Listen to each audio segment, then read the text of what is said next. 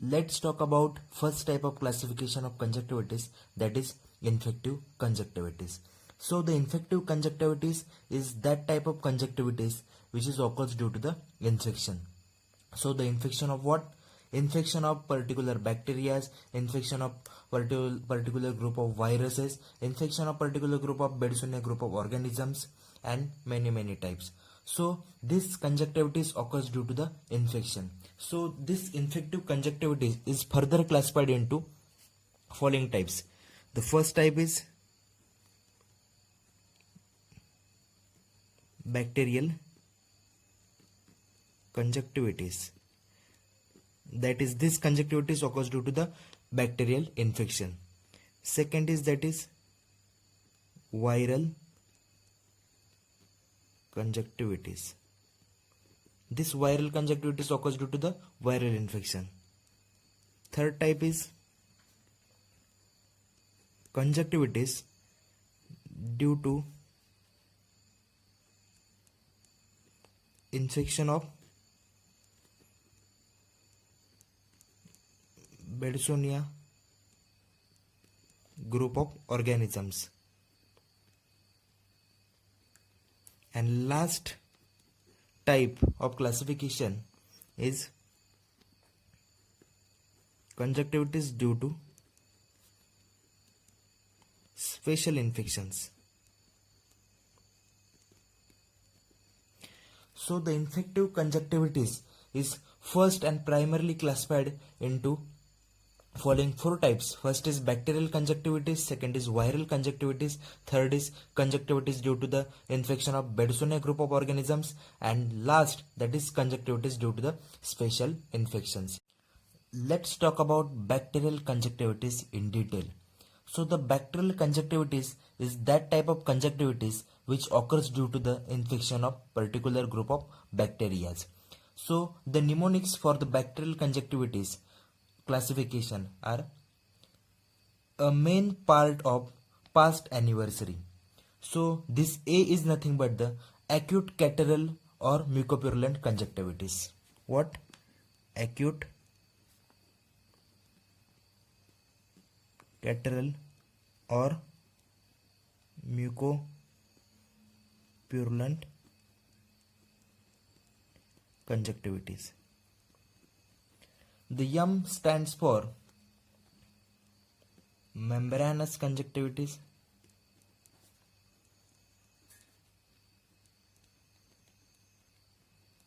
The P stands for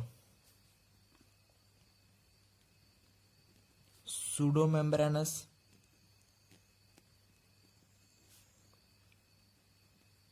conjunctivitis. Then next P stands for purulent conjunctivitis, and the last A stands for angular conjunctivitis. So the bacterial conjunctivitis is further classified into following five types. The first is acute catarrhal or mucopurulent conjunctivitis. Second is membranous conjunctivitis, where there is a formation of membrane is there. Third is pseudomembranous conjunctivitis, that is the pseudomembrane formation. Fourth is purulent conjunctivitis, and last is angular conjunctivitis. So let's talk about acute catarrhal or mucopurulent conjunctivitis in detail. So this acute catarrhal or mucopurulent conjunctivitis is the first type of bacterial conjunctivitis which occurs due to the infection of particular group of bacteria. So this acute catarrhal or mucopurulent conjunctivitis, it may further get progress if this acute catarrhal or mucopurulent conjunctivitis is not treated well. So this acute catarrhal or mucopurulent conjunctivitis further goes towards severity in subacute and chronic stage. So this acute catarrhal or mucopurulent conjunctivitis may progress into subacute as well as into the chronic stage. So let's talk about acute stage of catarrhal and mucopurulent conjunctivitis. First is that is etiology.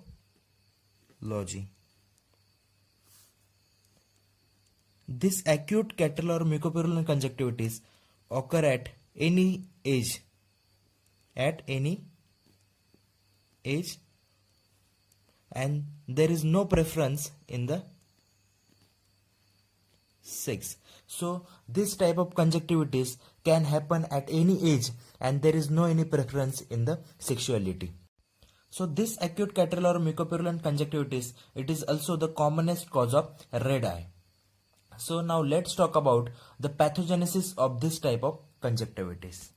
So this is the anatomy of conjunctiva. Previously we have studied it. That is, it contains a palpebral conjunctiva as well as bulbar conjunctiva. If suppose, for example, I will take this piece of bulbar conjunctiva. So this is the piece of bulbar conjunctiva. So this piece of bulbar conjunctiva consisting of number of cells. So these are the few cells I have drawn here. These are the parenchymal cells of bulbar conjunctiva. So as we know, the each and every organ present inside the body consisting of usually two types of cell. First is stromal cell and second is parenchymal cell. So stromal cells are that type of cell which are helping in the framework of the organ, that they are supporting in nature, and the parenchymal cells are the functional cells of the organ, that they are in functional in nature. So this piece of bulbar conjunctiva consisting of n number of parenchymal cells as well as stromal cell. So this is the one particular vessel I have drawn here. The vessel consisting of arterial end, capillary end, venular side of the capillary and the venular end. So if this piece of bulbar conjunctiva or the conjunctiva get infected with part or a particular bacteria, so there are number of bacteria which causes the acute cataract or mucopurulent conjunctivitis. They are namely, first is Staphylococcus, second is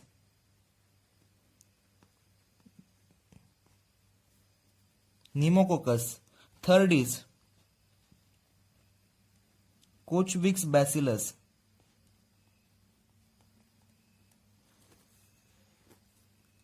fourth is Haemophilus aegyptus, and last is influenza bacilli. So there are particular group of bacteria, that is Staphylococcus, Pneumococcus, Kochwicks bacillus, Haemophilus aegyptus and influenza bacilli. These sorts of bacilli can help in the infection of the conjunctiva and can causes the acute cataract or mucopurulent conjunctivitis. So if from this particular bacilli, one particular bacteria or bacilli comes inside the conjunctival sac. This is a one particular bacilli which enters into the conjunctival sac. So this bacilli consisting of bacterial antigens. So this is the one particular bacilli which enter into the conjunctival sac or bulbar conjunctiva. So once this bacilli enters into the conjunctiva, it releases its toxins. So once the toxins are released, this toxins goes towards the cells of the organ, that is nothing but the cells of bulbar conjunctiva. So this toxins goes towards the cell. This is the parenchymal cell. So once this toxins goes towards the parenchymal cell, this toxins further damage. This is D, that is damaged cell. So this toxins damages this parenchymal cell. Once this piece of cell, once this particular parenchymal cell get damaged, this cell further releases histamines,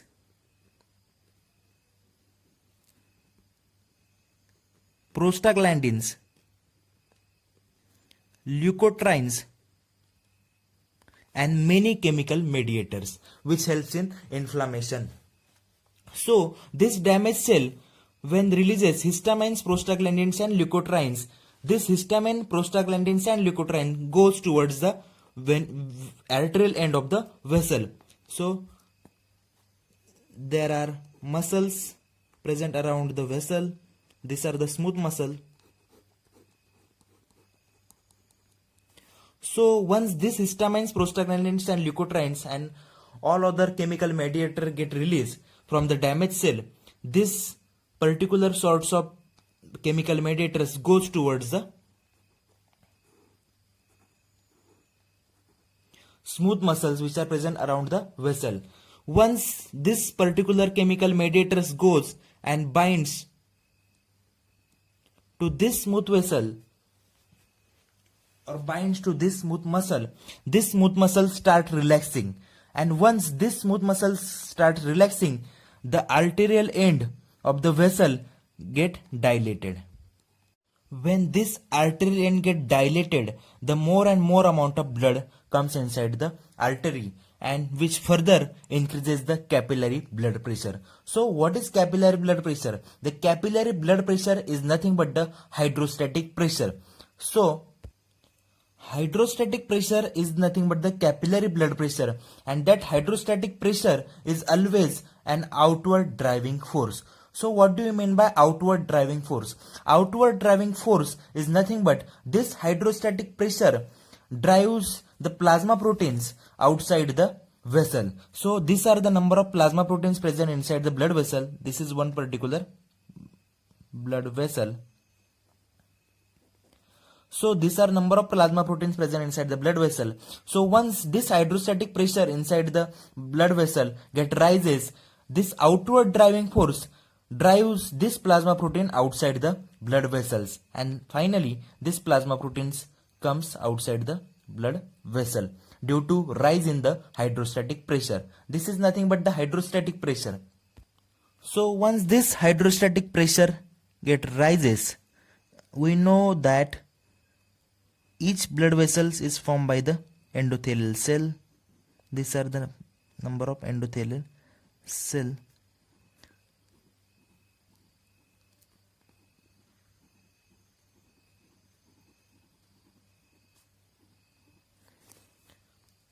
So once the hydrostatic pressure get rises, the hydrostatic pressure is nothing but the outward driving force or capillary blood pressure. So this hydrostatic pressure or elevated hydrostatic pressure further causes increase in permeability of the blood vessel. So the pores which are present in between the endothelial cell get increases, and this endothelial cells get shrinks. So the capillary permeability increases, and once the capillary permeability increases, this hydrostatic pressure drives, suppose this is a plasma proteins inside the blood vessel.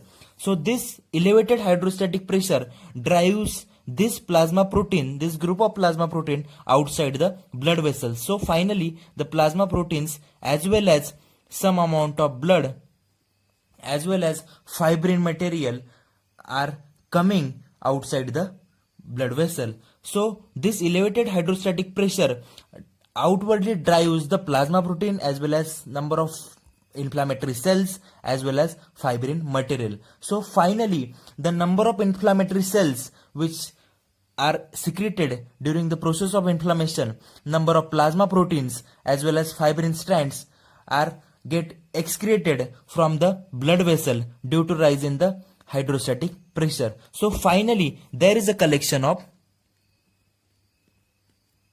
inflammatory cells,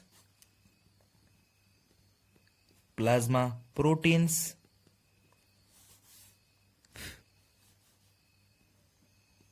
fibrin material. So there is a collection of inflammatory cells, plasma proteins and fibrin material into the interstitial space of the bulbar conjunctiva. So once this inflammatory cells, plasma proteins and fibrin, which are togetherly called as exudate, so once this exudate get enters into the interstitial space of bulbar conjunctiva, finally there is a edema happen in the bulbar conjunctiva. So this particular fluid further causes the chemosis, that is nothing but the edema of the bulbar conjunctiva.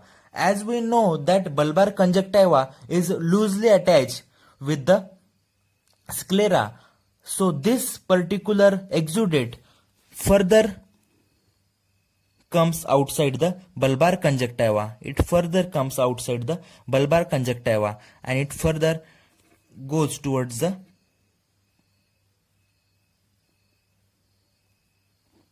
eyelash. So finally, once this sort of exudate, which containing inflammatory cell, plasma proteins, fibrins, as well as some polymorphs, so this exudate, when formed, it further goes outside the bulbar conjunctiva.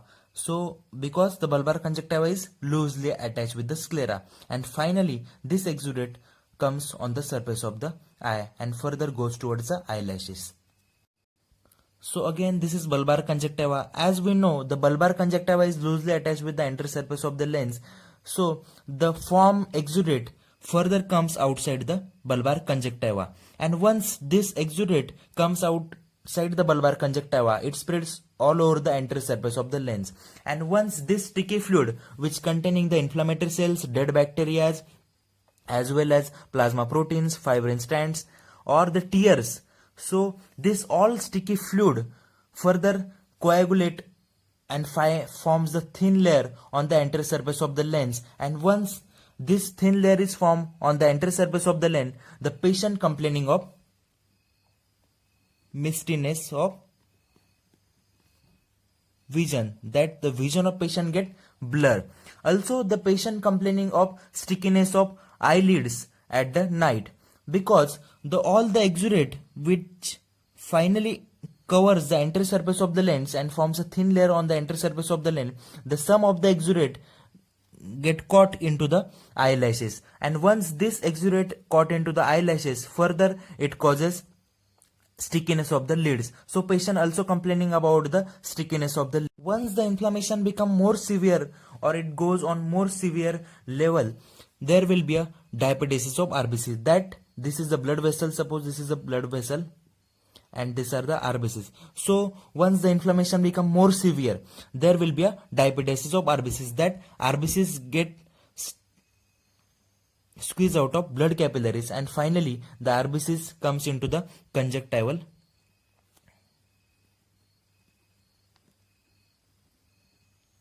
discharge. And once the RBCs came inside the conjunctival discharge, the conjunctival discharge get blood stained, and finally the conjunctival discharge becomes red. So the symptoms of acute cataract and mucopurulent conjunctivitis are nothing but photophobia.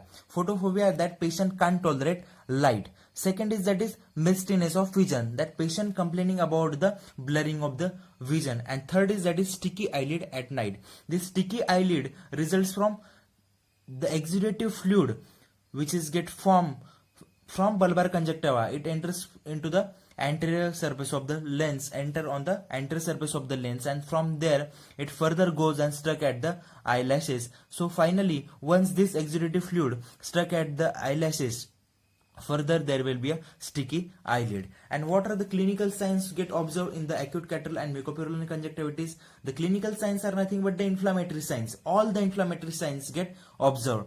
That is nothing but the conjunctival type of congestion. There will be a congestion in the blood vessels. So the more and more amount of blood volume enters into the blood vessels at the conjunctiva. So there will be a conjunctival type of congestion. Second is that is chemosis of lid. So what is chemosis of lids? Chemosis is nothing but there will be a edema of the lids or edema of the conjunctiva. Finally, there will be a chemosis of the lids. Then comes the redness of the eyelids. The eyelids becomes red due to the more and more amount of blood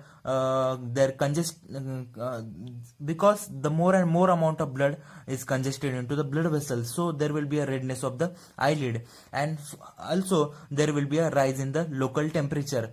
And so the patient also complains about the pain of the eye. And finally, there will be a function loss. So function loss is nothing but that the patient complaining about the blurriness of vision. So there will be a function loss of there will be a temporary function loss, that temporary blurriness of the vision. So let's talk about the management of acute cataract or mucopurulent conjunctivitis. So in the management, there are usually two parts. First is prophylactic part and second is curative parts. So let's talk about first with the prophylactic part. So in this prophylactic part, we have to take a prophylactic measures to protect a good eye from the infected eye. So you know that usually in the acute cataract or mucopurulent conjunctivitis, the first eye get primarily affected and then infection travels or transferred to the another good eye, and finally the good eye also get affected. So we have to protect the good eye from the infected eye. So usually there are two ways: by not touching the eye with one's own finger, and second is by asking the patient to lie down on the affected side. If we ask the patient to lie down on affected side, that the mucopurulent discharge cannot go from affected eye towards the good eye. And second is that is prophylaxis against the other family members. If there is a patient of acute cataract or mucopurulent conjunctivitis in our family, so we not supposed to use his handkerchiefs, his towels, etc. So in this way we can take precautionary measures and prophylactic measures to protect ourselves from the acute cataract or mucopurulent conjunctivitis. So now let's talk about the curative part of treatment, that how the acute cataract or mucopurulent conjunctivitis get treated by the medications.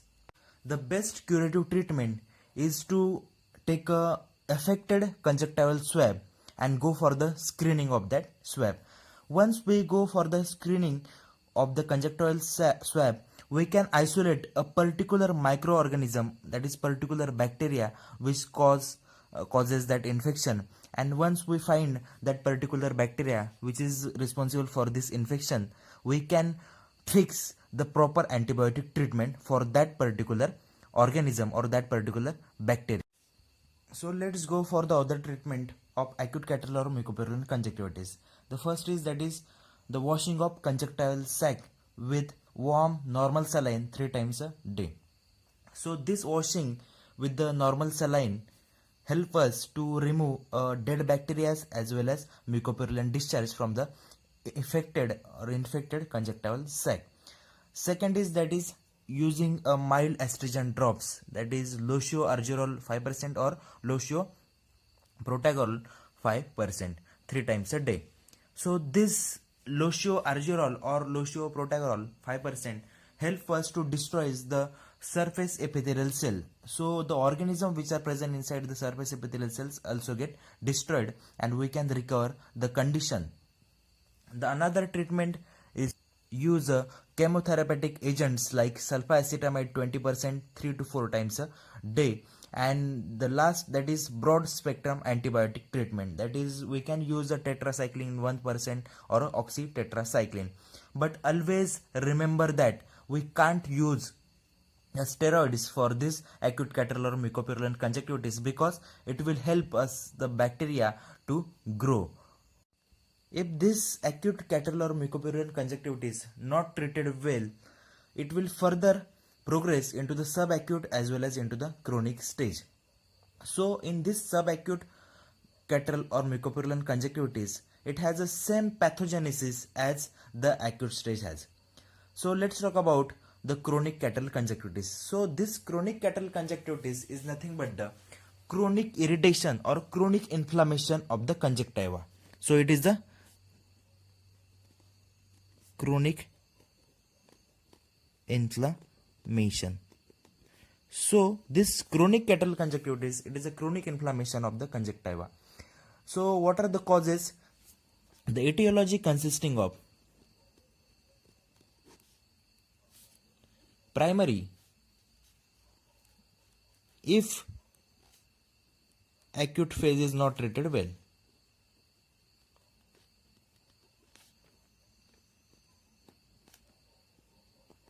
And second is that is chronic irritation of eye.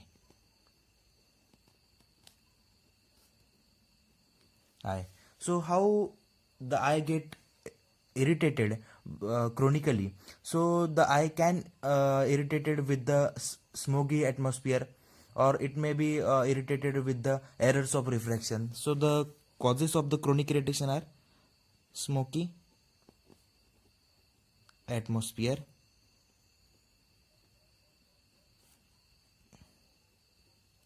errors of reflection. So in this chronic cataract or mucopurulent conjunctivitis, it having the same symptoms as the acute phase has, but the symptoms are more severe than that of the acute phase. So what is the treatment for this chronic cataract conjunctivitis? The treatment is simple. That is, we have to remove this chronic irritations of the eye. That is, we have to correct these errors of refraction, as well as we have to remove this smoky atmosphere. In this way, we can recover the chronic condition, that is chronic cataract conjunctivitis. So this is all about the acute, subacute and chronic stages of the cataract and mucopurulent conjunctivitis.